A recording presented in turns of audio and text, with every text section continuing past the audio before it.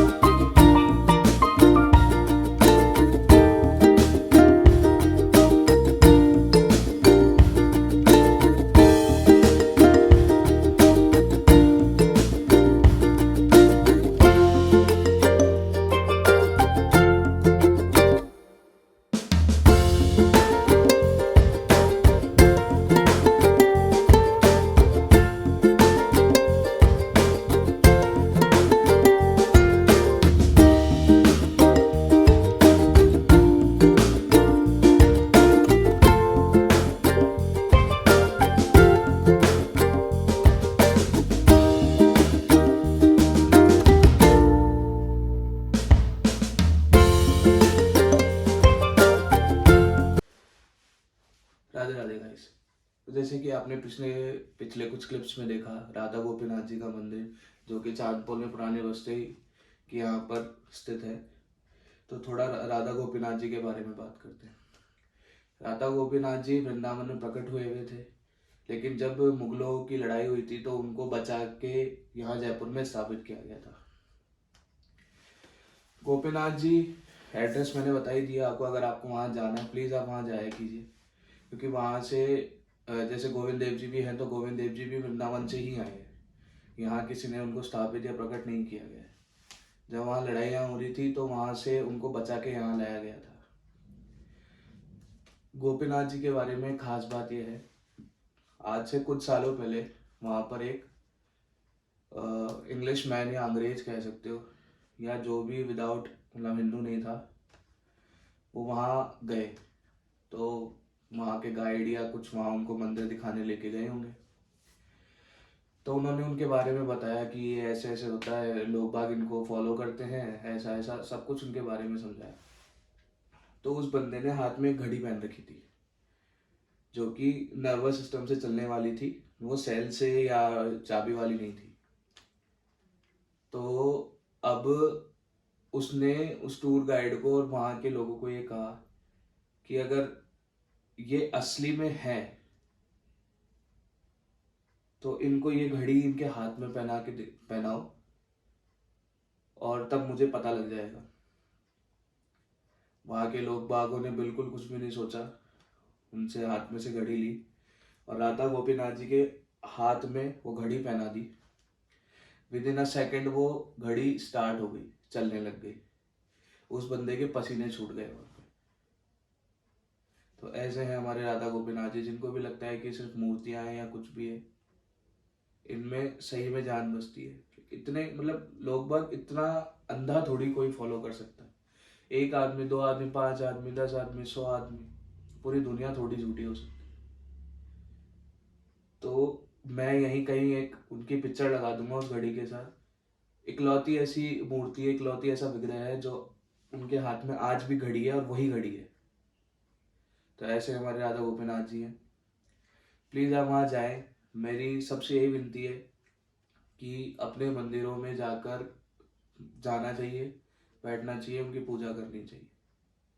क्योंकि टाइम का कब कोई भरोसा नहीं है। जिस जिस दिन जिसका टाइम खराब आएगा सबसे पहले वही याद आएगा।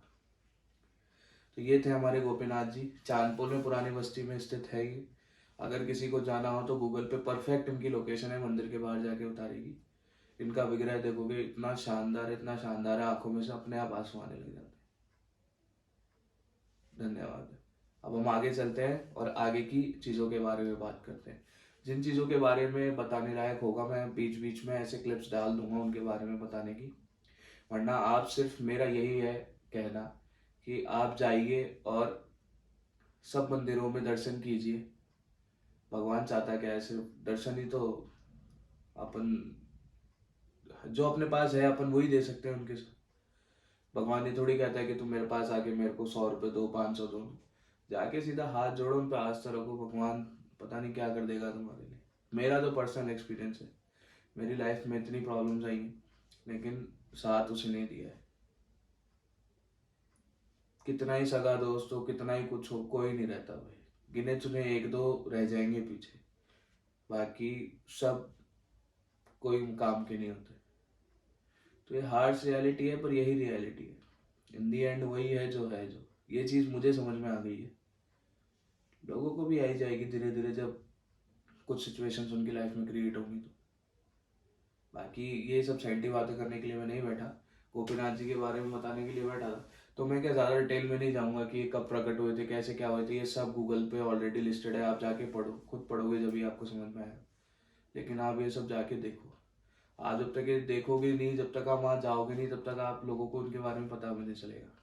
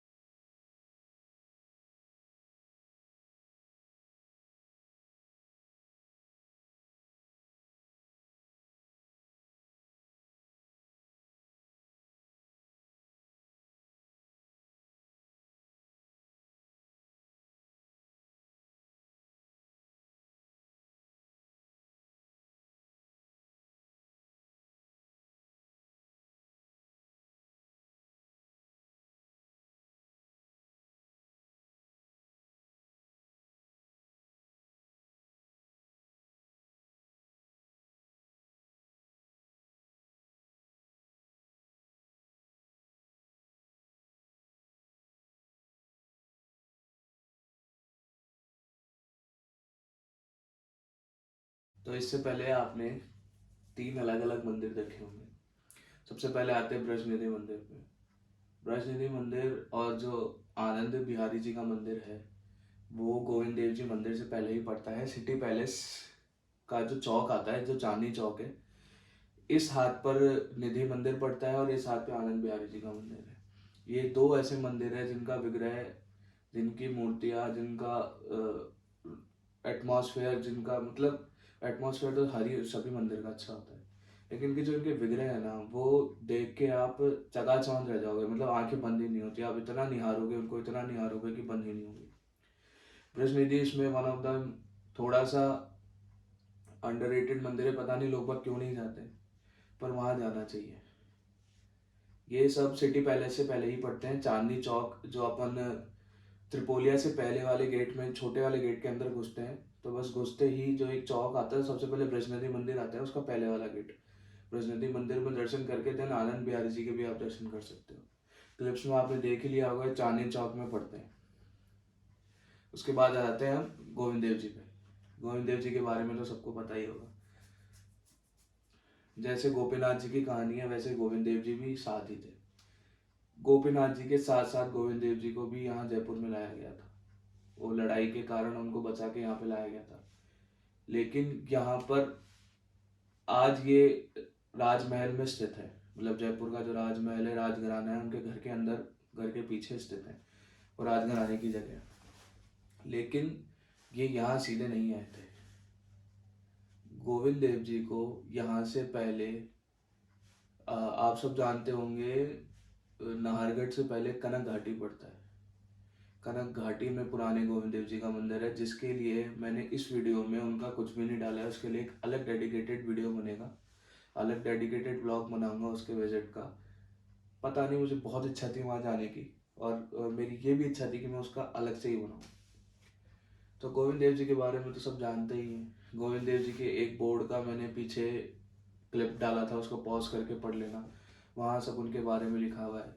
अगर आपको गोविंद देव जी के बारे में जानना है तो एक गोविंदम करके एक ऐप है, जिनके बारे में उन जो भी उनकी सेवा करता है, सब कुछ गोविंद देव जी से रिलेटेड जो भी चीज़ें आपको जाननी हो, सब वहाँ पर अवेलेबल हो जाती है।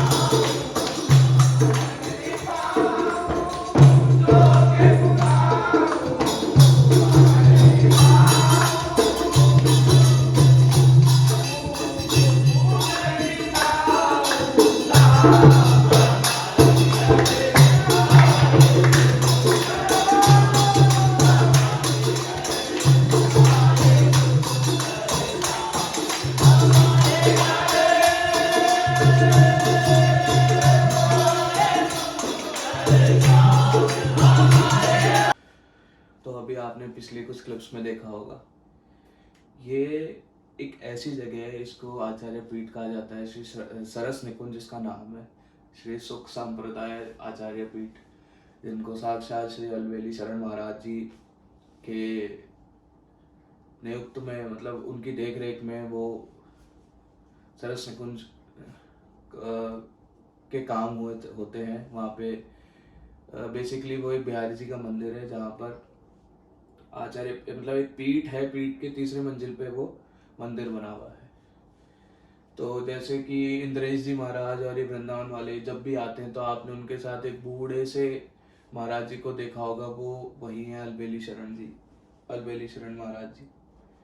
तो अभी मैं उस आचार्य पीठ में गया और वहाँ जाके मैं घुसा तो मुझे लगा कि यार ये मैं किस घर में घुस गया हूँ, शायद मैं गलत चला गया हूँ। तो मैं वापस बाहर आया और ऊपर बोर्ड देखा। मैं कहा यार बोर्ड तो सरस निकुंज का ही है। देन फिर एक भैया ने मुझे डायरेक्शन दी कि आपको ऊपर जाना पड़ेगा। तो मैं पहली मंजिल चढ़ा, दूसरी चढ़ा, तब जाके मुझे मंदिर दिखा। लेकिन जैसे ही मैंने वहाँ पे अपना पहला कदम रखा ना, मेरे दिमाग में मैं बिल्कुल ब्लैकआउट हो गया था। वहाँ पे मुझे कुछ नहीं समझ में आ रहा था। वहाँ पे एक ग्रुप बैठा था जो भजन कर रहा था, जैम कर रहा था अपना वहाँ बैठे बैठे। मतलब जैमिंग तो एक इंग्लिश वर्ड हो गया, वो गलत है कहना, पर हाँ वहाँ भजन गा रहे थे लोग बाग और भगवान को प्रसन्न कर रहे थे बैठे बैठे। जो भजन की क्लिप्स है वो भी मैंने साथ में जोड़ दी थी, तो आप उनको सुनना, स्किप मत करना प्लीज़, उनको सुनना, सुनने से मन शांत होगा। मैंने तो खुद पर्सनली वहाँ एक्सपीरियंस किया जाके। देन उसके बाद वहाँ पर दर्शन किए, आसपास मैंने दिखाया कितने लोग वहाँ पर थे, और जो भी वहाँ पिक्चर्स लगी हुई थी। मेरे को इतना नॉलेज नहीं है उन लोगों के बारे में, बट हाँ आप लोग पॉज कर करके देख लेना कौन कौन था। अगर किसी को नॉलेज हो तो आप प्लीज़ मुझे बताना। वो बिहारी जी का मंदिर, वो सरस निकुंज, वैसी जगह, वैसा फील मुझे कभी, मतलब वृंदावन जाके भी नहीं हुआ था। मैं, हो सकता है मैं गलत बोल रहा हूँ या कुछ, लेकिन वहाँ की फीलिंग ही अलग थी। मैं वहाँ बैठा जाके उन ग्रुप के साथ भजन किया। मैं आधा घंटा, ऑलमोस्ट आधा घंटा वहाँ बैठा ही रहा बस। वहाँ से उठने की इच्छा ही नहीं हुई। देन फिर वहाँ लोगों ने, वहाँ भजन खत्म हुए, देन सब उठे। महाराज जी खुद नीचे पधारे, आरती का समय हो गया था तो आए। उन्होंने हम सबको धन्यवाद किया, उन लोगों को सबको बधाइयाँ दी। राधा अष्टमी से एक दिन बाद की बात है शायद। देन आरती करके हम लोग फिर वहाँ से निकल गए। मैं कहता हूँ लोग बाग सब जगह जाओ, गोपीनाथ जी भी जाओ। मैंने कहा गोपीनाथ जी सब जगह जाना चाहिए, लेकिन लाइफ में एक बार सरस निकुंज जरूर जाना। वहाँ आपके थॉट्स ही चेंज हो जाएंगे सारे। मैं इतना काम, इतना सब कुछ, खैर मैं तो रोज गोविंद देव जी के भी जाता हूँ, और वहाँ 5:30 बजे से लेकर पौने 6 बजे से लेकर पौने 7 बजे तक कीर्तन होते हैं। हमारे गुरुजी हैं, वो कीर्तन करते हैं। मैं एक छोटी सी क्लिप यहाँ लगा दूंगा हमारे कीर्तन करते हुए की, तो आप उसको देखना। जो भी ये वीडियो देख रहा है, अगर 5:30 बजे से लेकर 7, 7:30 बजे तक आप वहाँ रहो, बिल्कुल आनंद का माहौल रहता है। आओ, कीर्तन करो, गुरुजी से मिलो, 2 बातें करो उनसे, उनको भी अच्छा लगता है, वो भी कुछ अच्छा बताएंगे, हमें भी अच्छा लगेगा। बहुत अलग ही माहौल हो जाता है। वो 1 घंटा कैसे निकलता है, उस 1 घंटे के लिए मैं झोटवाड़ा से वहाँ जाता हूँ। ऐसा नहीं है कि मैं इतना दूर जा रहा हूँ तो मैं कोई बड़ा काम कर रहा हूँ। मेरी अपनी मन की शांति के लिए मैं वहाँ जाता हूँ। मेरा कोई फोर्स भी नहीं करता, तो मेरा भाव है कृष्ण भगवान पे। और वो पता नहीं कैसे आया, क्या आया, क्यों आया, बस आया और आ गया अपने आप। मुझे भी नहीं पता क्यों आया, क्योंकि मैं बालाजी को पूछता था। बालाजी को ही पूजा है हमने ज़िंदगी भर आज से। मेरे पापा, हमारे पूर्वज सब बालाजी को ही पूछते रहे हैं। मेरे मम्मी भोलेनाथ की बहुत बड़ी भक्त है, और मैं पता नहीं कैसे, लेकिन कृष्ण भगवान का बहुत, मतलब भक्त तो मैं भक्त कहने लायक भी नहीं हूँ, लेकिन बस मुझे उनके सामने खड़े रहने में अच्छा लगता है।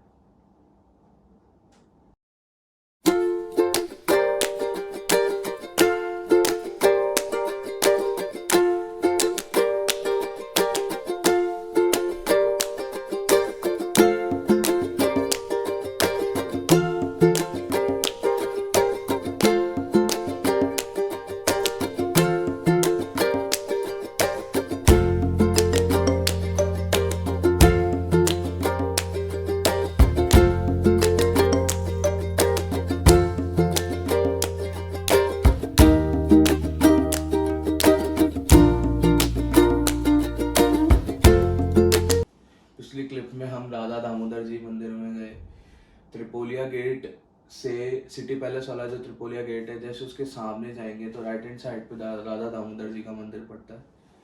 वहाँ पर भी मतलब हम जिस टाइम पे गए थे तो वहाँ पट बनते तो हम उनको नहीं देख पाए।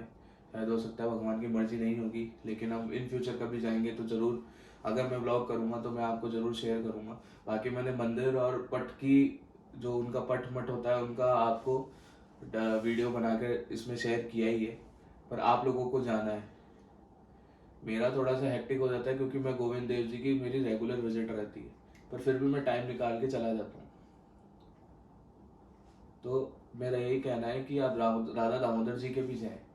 मैं नहीं देख पाया क्योंकि मेरी किस्मत नहीं थी, क्या पता आपकी किस्मत अच्छी हो, आप देख लो।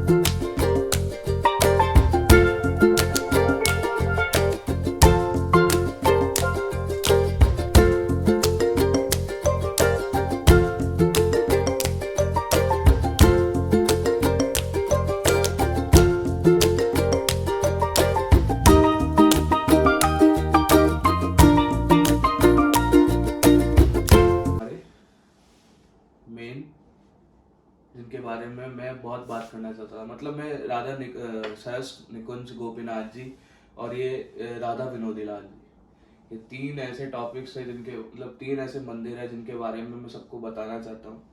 और मतलब जो भी मुझसे इंस्पायर होके यहाँ जाएगा मुझे बहुत अच्छा लगेगा, शायद वहाँ पे भी भगवान को भी अच्छा लगे, क्या पता आपकी जो भी मन्नत हो वो सुने और पूरी हो जाए। तो यह लास्ट मंदिर राधा विनोदी लाल जी का मंदिर है।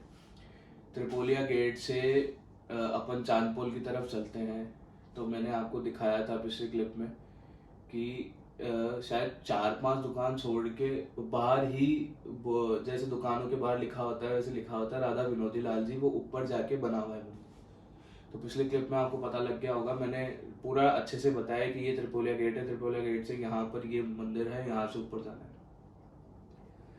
जैसे ही मैं अंदर घुसा, सबसे पहले तो उन विग्रह को देख के मेरे को सीधा राधा रमन जी की याद आ गई, जो वृंदावन में स्थित है, वृंदावन में विराजमान है। सेम टू सेम विग्रह है राधा रमन जी का, मतलब कह लो कि राधा रमन जी खुद साक्षात वहीं बैठे हैं। नाम में डिफरेंस है, नाम में वो जयपुर में वो राधा विनोदी लाल जी के नाम से है, वृंदावन में राधा रमन जी के नाम से है। बिल्कुल सरल, बिल्कुल प्यारे नन्हे से कान्हा जी, राधा गोविंद, राधा जी। मेरा मन बिल्कुल ऐसे हो जाता है। ये जो कंठी है, मैंने ये कंठी, तुलसी की कंठी, ये भी मैंने राधा विनोदी लाल जी के मंदिर में ही पहनी थी। सो या गाइस, दिस इज इट, ये व्लॉग का एंडिंग आ गया है। एक छोटी सी बात और करनी थी। अभी हम एक मंदिर नहीं गए हैं जिनका नाम है पुराने गोविंद देव जी के नाम से भी जाना जाता है, जो कि कनक घाटी में नारगढ़ जाते हैं तो बीच में पड़ता है, वहाँ विराजमान है, वहाँ स्थित है। वृंदावन से डायरेक्ट गोविंद देव जी को पहले कनक घाटी के वहाँ लेके आया गया था, देन उसके बाद जयपुर के राजा ने उनको अपने महल में विराजमान किया था और विराजमान करके जयपुर का राजा घोषित कर दिया था। सो या आज भी अगर जयपुर चल रहा है तो गोविंद देव जी की कृपा से ही चल रहा है, तो उसका एक अलग डेडिकेटेड व्लॉग बनेगा पुराने मंदिर का। सो या this is it. I hope आपको ये वीडियो अच्छा लगा होगा। अगर ये वीडियो अच्छा लगा होगा तो एक कमेंट, शेयर, लाइक, सब्सक्राइब, जो भी आप इंगेज कर सकते हो इस वीडियो के साथ प्लीज़ करिए। एंड वीडियो को स्किप मत करना, अच्छे से देखना। मैं बड़ी मेहनत लगी मुझे इसमें, 5 दिन लग गए वीडियो को एडिट करने में, शूट करने में, बनाने में। आई नो शूट, मैं बोल रहा हूँ शूट ऐसे, पर हाँ धीरे धीरे सीख जाएंगे। या guys, this is it, thank you so much आप ये वीडियो देखने के लिए। Peace out, Radhe Radhe.